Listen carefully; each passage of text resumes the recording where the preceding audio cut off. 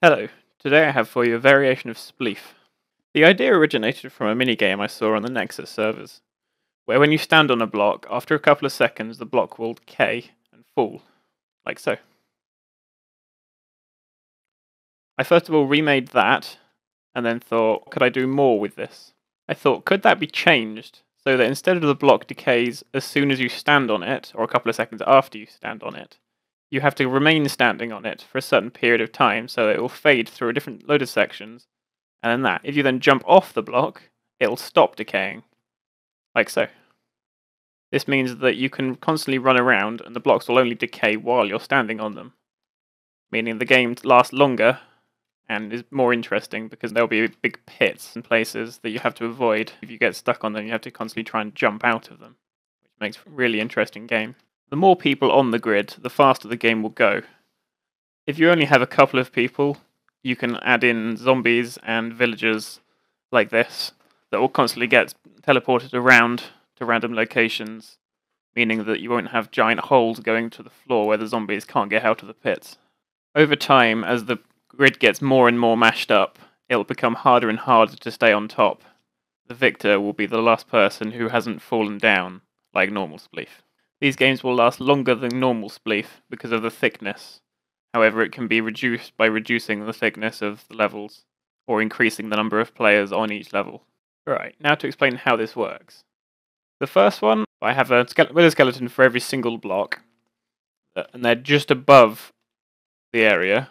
When you pass through a wither skeleton, it will have a dummy score set to 1. That is done by this command, which sets all wither skulls within 1 block of the player.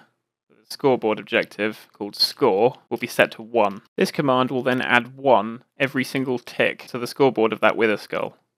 When the scoreboard value for that wither skull reaches a score of 10, the block below the wither skull will be set to redstone block, and then to hardened clay when it reaches a score of 20, and then to a sponge block when it reaches a score of 30. Finally, when the score of that wither skull reaches 40, a falling sand entity will be summoned relative to that block, which will make it fall. First of all, it will be set to redstone block, then to clay, and then to sand, and then it will fall. The scoreboard is there to give it the delay. I personally think this version is actually more simple than this version, because this version doesn't require any wither skulls to do it. It's all done off of what the actual blocks are. These are the main workings, one for the player and one for the zombies. These command blocks will replace all blocks within a certain region of the player. First of all, stone will be changed to redstone block, and then it will cycle through all the other blocks until it reaches air, at which point it will stop. All of these command blocks are essentially the same thing. They're all relative commands with the fill command with the same coordinates, which are relative to the player. The only difference is the blocks which are being replaced. So this one is replacing stone with redstone block. To start this one, a redstone block needs to be placed here, which will give you potion effects and teleport you to the location. Kill all the entities, the zombies and the villagers there, and then the items. This block here will trigger this section over here, which resets the map. This section over here summons in the zombies and the villagers, and then spreads them around the first section.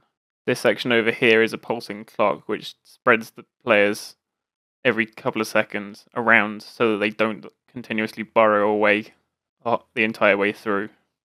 I will put a world download to this map in the description if you want to download and play on it. I think that's about it. Thanks for watching.